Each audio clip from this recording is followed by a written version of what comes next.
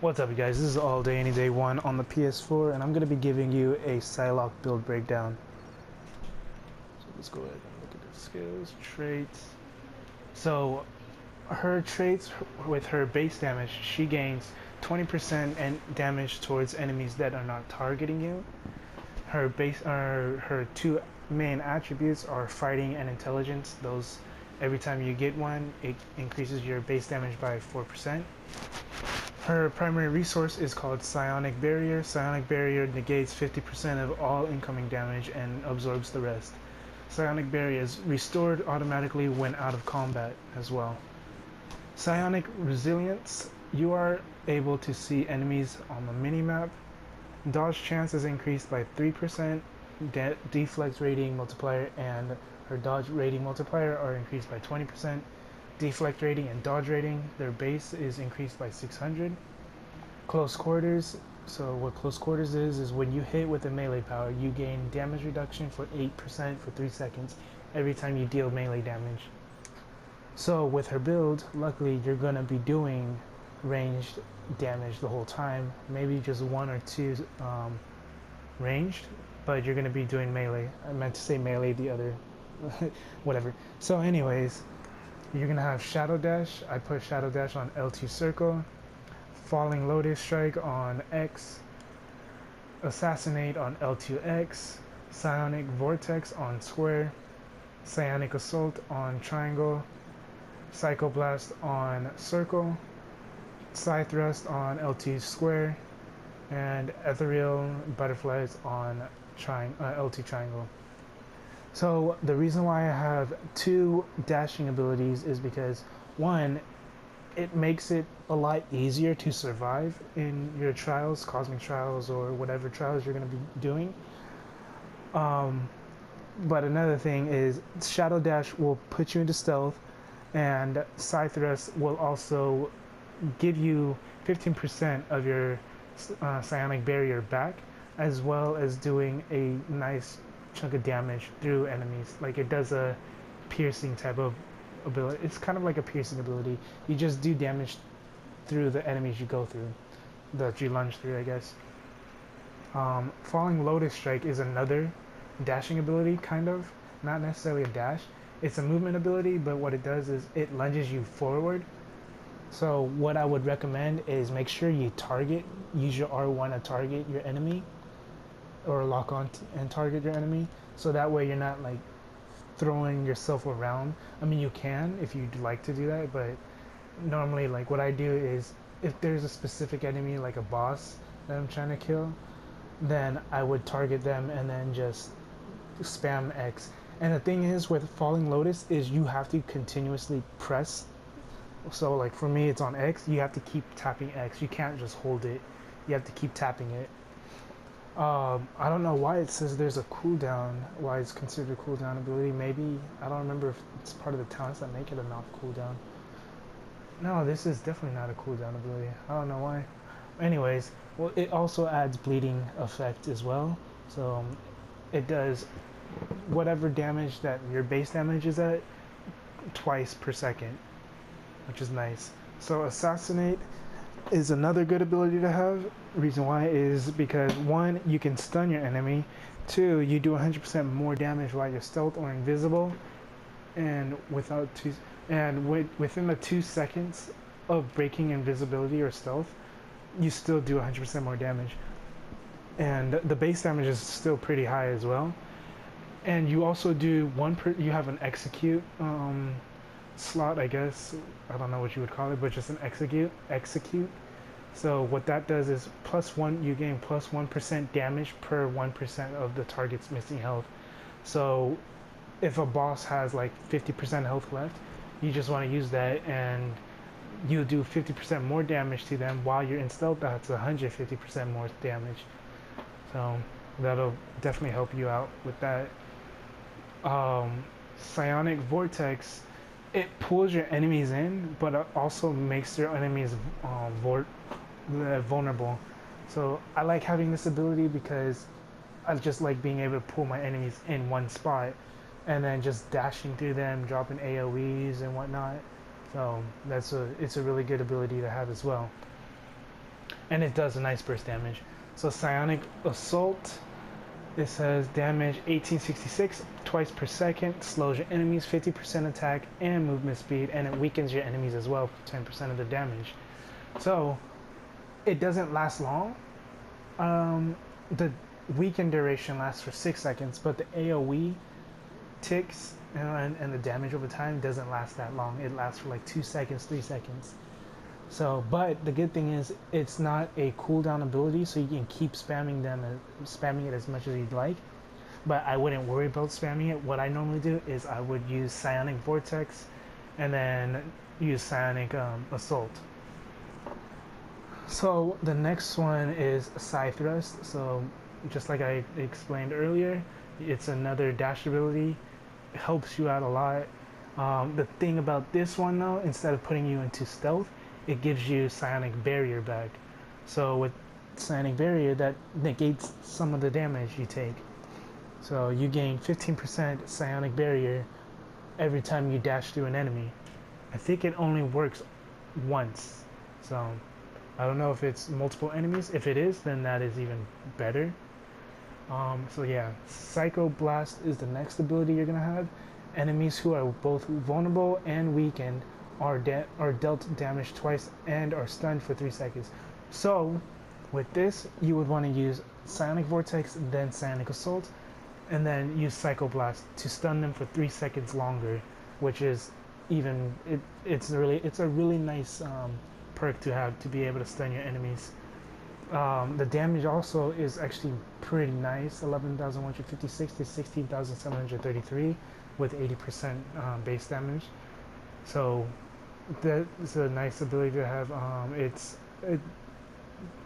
does a cone damage, cone AoE, so it's not like a long ranged ability. I normally use it kind of like a close range, sort of close to mid range is what it is, not necessarily long. Ethereal Butterfly is your signature ability. It says damage 3913, 50 to 5869 per hit, but you have 25 projectiles, 50% chance to regenerate 700 health per hit. So out of 25 of those hits, at least I want to say 13 of those hits, 12 to 13 hits are gonna heal you, basically. Or maybe. It's also a 25-second cooldown, so that's even better. It's not too long of a cooldown. So let's look at the traits. Protected Mind, damage resistance at 5% plus an additional 5% against mental attacks. Apply guarded to all allies while you are in combat. Ethereal Butterflies restores 25% of your maximum psionic barrier per second while active. So how long psionic ethereal butterflies last for? Well, it's 25 hits. So I would say maybe 5 seconds is how long it would probably last. So buff effect guarded also gives you base health increase to 10%. Health gain, you gain 1% of max health per second. That's a really good one to have. Mobile Assassin, you definitely want to have this to have more more dashing charges. Also it says when you hit with Shadow Dash or Side Thrust, all of your movement powers deal 50% more damage for 2 seconds. So when you hit your enemy at all with any of those two abilities, you can use your primary ability, which is Falling Lotus Strike. That'll do 50% more damage while you keep dashing.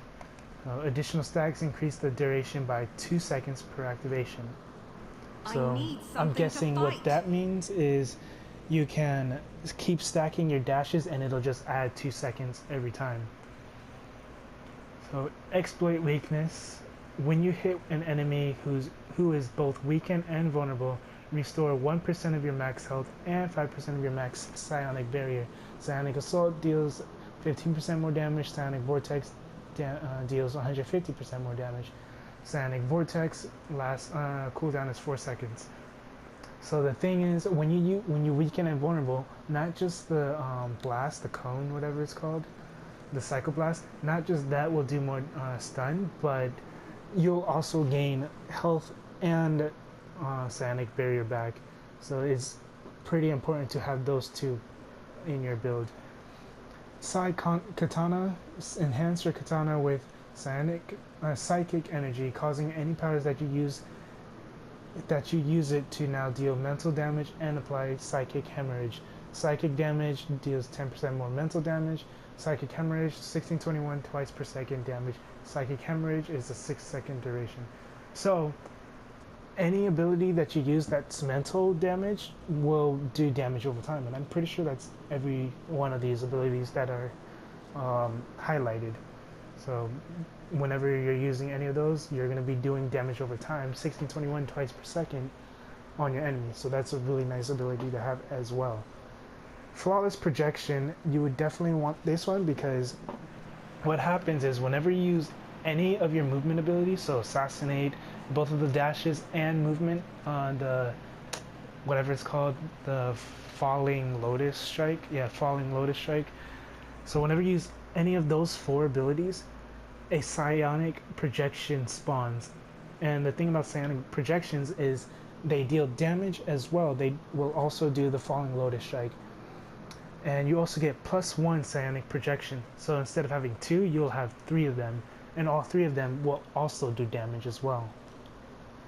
So synergies, synergies that I will say that are good and not good are going to be all these. So Angela's is going to be a good one because all you have cooldown abilities anyways. So Ant-Man's not so much because you're not based off the strength, I don't believe. You're based off fighting and intelligence. So Ant-Man's a no-go. Beast would be a great one to have, intelligence and melee. Black Panthers would be a pretty good one because of the melee. You don't necessarily need movement.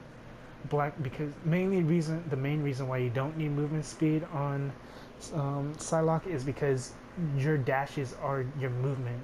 So extra movement speed isn't going to help you too much. Black Widow is a good one to have as well because you have both melee and range. Blade is a good one to have, heal on hit and attack speed. Captain America, you don't need it. I mean, it helps, but you don't really need any of the defensive stuff. Captain Marvel, you don't need hers. Colossus, you don't necessarily need the extra health. I mean, it helps, but you don't necessarily need it. Defense is always nice to have too, to have damage reduction. Cyclops might be a good one. I don't know if Psionic Barrier would proc for her. If it does, then this would definitely be a good one for her. Daredevil's a great one to have as well. Damage towards normal and elite enemies, and melee damage as well. Deadpool you don't need. Neither you don't need Doctor Strange as well. You don't need Gambit either. Ghost Riders you don't need. Hawkeye, it's a good choice as well. 3% extra crit damage is always good to have. Hulk you don't necessarily need. I mean, 6% health increase is nice to have. Iceman you don't need. Iron Fist you don't need. Iron Man, the range is nice, but you're not necessarily focused on the range build, so you don't need it. Jean Grey, psychic power damage is, you're going to want to have that. The range is also a plus. Kitty Pryde, that's a good one to have as well, but you don't necessarily need it. Luke Cage, durability is good for all characters. So if you have an extra slot and you have Luke Cage up, then you would want to get that. Magic is a good one to have. Health on hit. I don't know if the summons, I don't know if I mean, I would think the summon power damage also affects the projectiles that you summon through your dash. So Moon Knight, I wouldn't necessarily recommend on that, but you know, if you have it and you have an extra slot, then sure, go ahead and put it on. Nova, don't worry about his. Psylocke, you definitely want hers. Punisher, you don't necessarily need his at all. Some Rocky Raccoons would be a pretty good one. That's only if you know that summon damage also applies to those projectiles or projections that you proc. Scarlet Witch, damage over time is always a good one to have. I don't know why I don't have this on. Actually, switch it out with magic. So yeah, Scarlet Witch is always a good one to have if you have any ability that does damage over time. Spider-Man's is okay, you don't necessarily need those. Squirrel Girl is a really good one to have as well, against damage against bosses.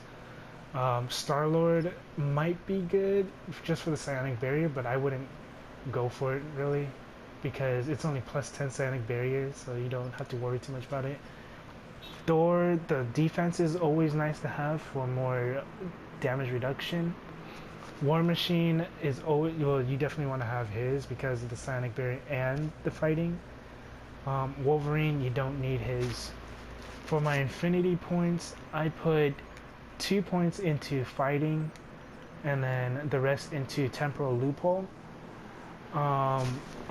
So if you don't have 25 points or if you don't want to put points into attributes, I would either go with strike through, temporal loophole, I want to say micro warps maybe, health on hits, healing received, and that's probably it. Maybe potency, signature powers is always good to have, but yeah, those are the only ones I would probably go for if I didn't want to put any points into attributes or if I didn't have 25 points.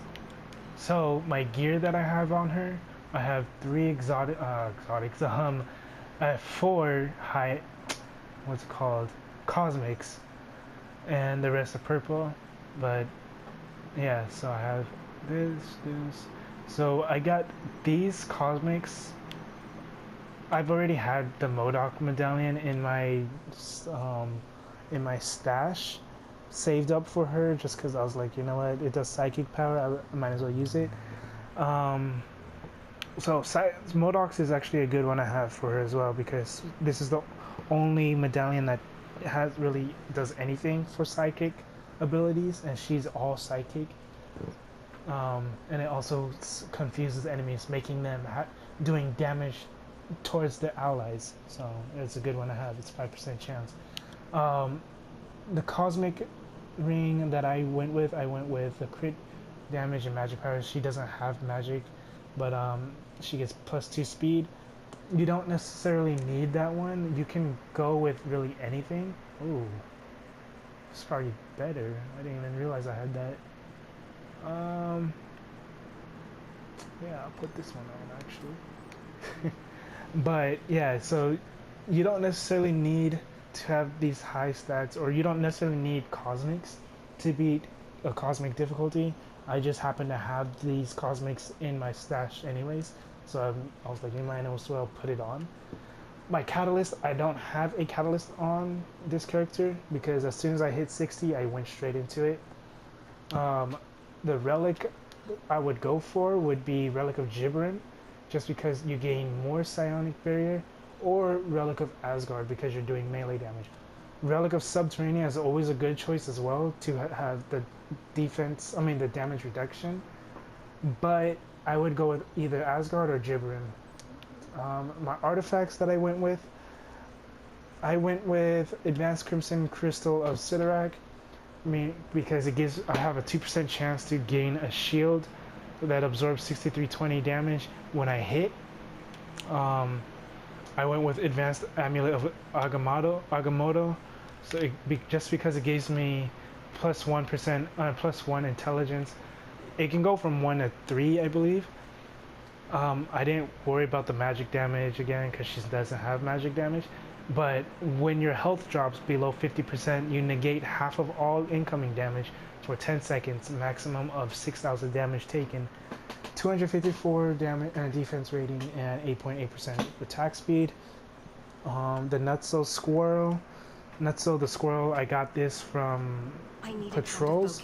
You can generally get this from anywhere, I'm pretty sure. But this one gave me +3 fighting, summon powers, claw powers, and crit hit rating. I don't need the claw. If the summon power works for me, then it works. But the fighting and the crit hit is all I was going for this one. My stats that I have 31,985 health, 30% damage reduction. I have, for my offensive stats, 13.5% attack speed. My crit hit is extremely low, 272 crit hit. So if you're in full purple gear, even full blue gear, you can hit 1,000 crit hit rating. And yeah, but if you're in full purple gear and you're trying to be optimized in crit hit, 1600, like 14 to 1600 is generally where you want to be at. Just so, I mean, because those are easier to get stats for that type of gear. 1800 and up is where you'd want to be with cosmic gear.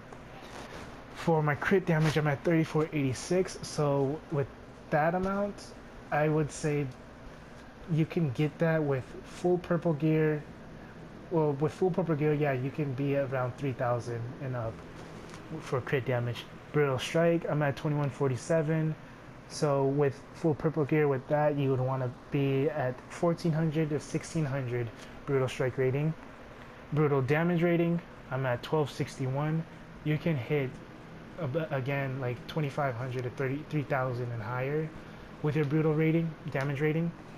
My base damage is at 96%, so that's pretty high. For you guys, that if you're just in full purple gear, I would go for 60% and higher base damage. Generally, you want to be at 80% by the time you get full cosmic gear. You want to try to get 80% and higher base damage, but 60% is still a good, like a decent number to be at.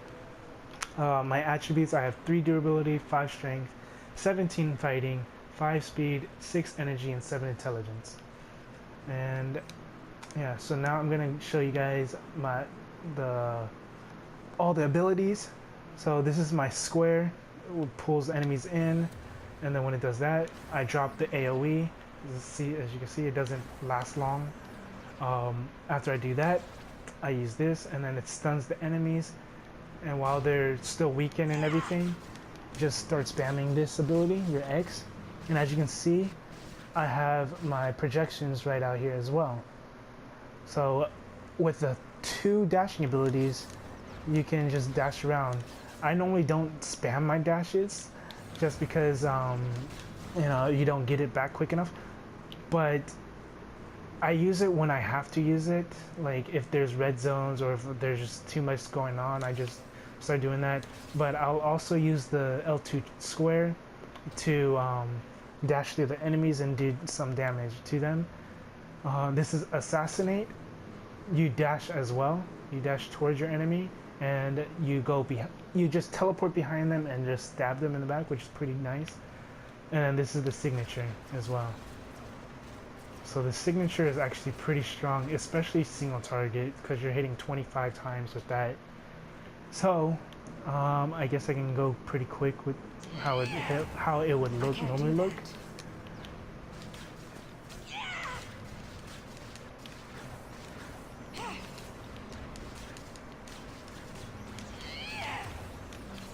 I must And have assassinate, a target first. and yeah. So that's really that's basically it for Psylocke. This was a fun build to use. I think I passed Cosmic my first try with this build, so I haven't tried testing out any other builds for her. But yeah, I feel like this is actually a really good build to use for her. So if this video helps you out at all, go ahead and leave a like, subscribe, comment, message me if it helps you out. I'm currently making other builds as well. I just finished Angela and I forgot who the other character was, but oh, you know what, before I forget, the catalyst that you want to have, I completely forgot. So the catalyst you want to have for any character is a catalyst just like this. So it shows these three catalyst abilities. The purple one you want to have, it says when you use a med kit you gain 5,000 health.